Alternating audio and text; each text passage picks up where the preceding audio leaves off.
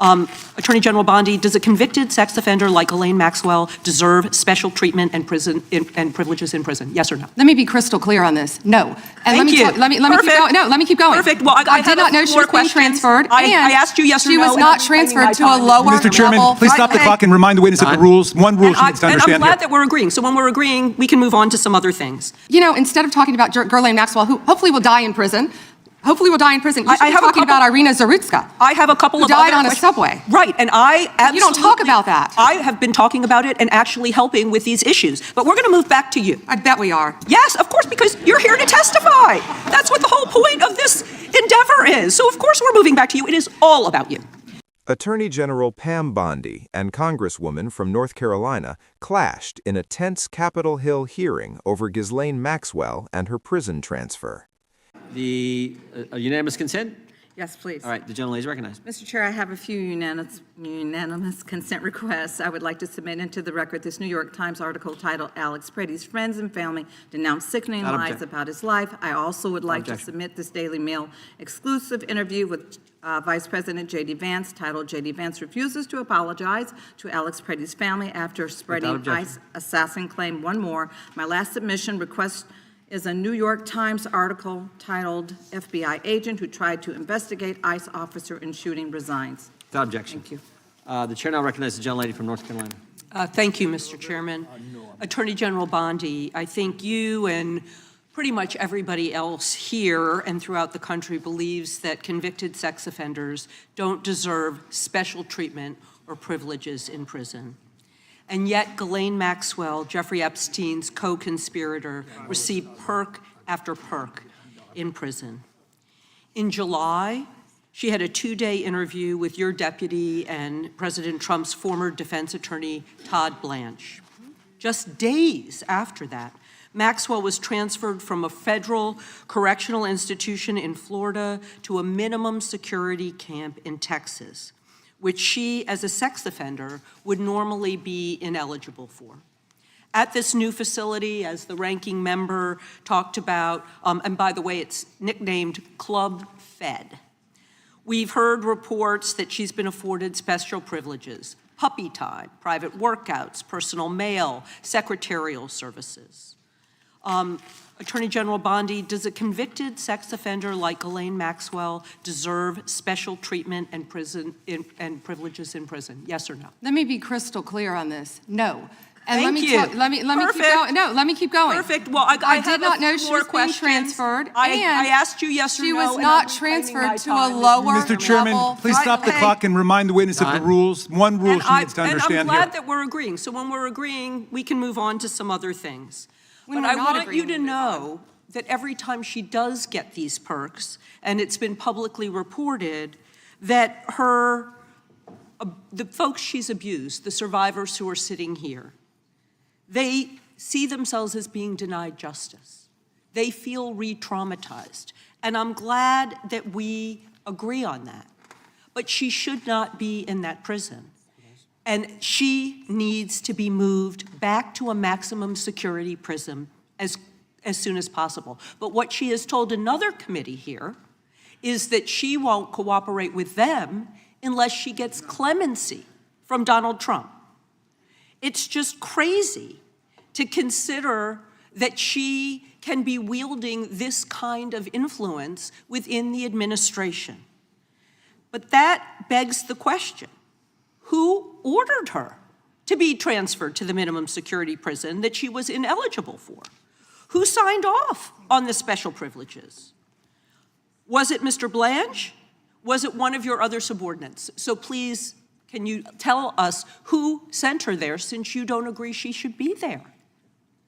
I said I do not agree she should receive special treatment. She was transferred, I learned after the fact, to the same level facility, and that is a question for the Bureau of Prisons. I was not involved in that at all. The same level facility, I don't know why, but you know, instead of talking about Ghislaine Maxwell, who hopefully will die in prison, Hopefully will die in prison. You I should be have a talking couple- about Irina Zarutska, I have a couple who of died other on a questions. subway. Right, and I absolutely... You don't talk about that. I have been talking about it and actually helping with these issues. But we're going to move back to you. I bet we are. Yes, of course, because you're here to testify. That's what the whole point of this endeavor is. So of course we're moving back to you. It is all about you. So as we've heard, she took the fifth in response to every single question in that committee hearing. And her lawyer dangled the offer of clemency. Should Donald Trump pardon or commute her sentence? Should she be released from prison, yes or no? You said you hope she dies there, so I'm hoping the answer is no. I already answered that question. Good. I'm very glad. I really like this bipartisan agreement about when what it should agrees happen with with you, her. but you Yes. don't want to talk about Irina Zarutska.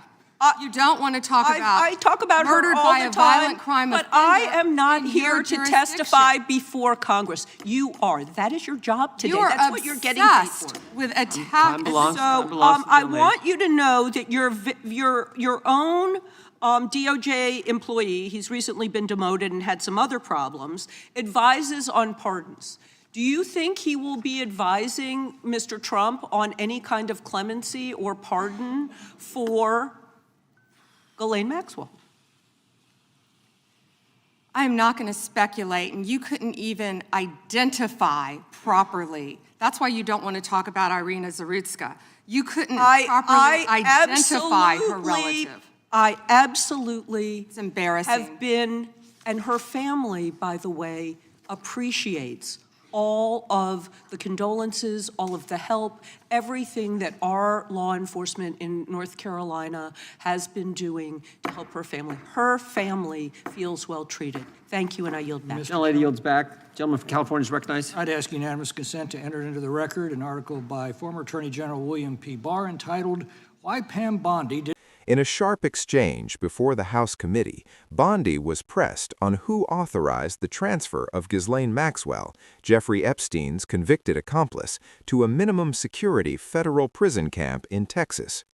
Lawmakers questioned whether Maxwell, serving a 20-year sentence for sex trafficking offenses, received preferential treatment after reports surfaced about special privileges and a recent high-profile interview with a senior Justice Department official.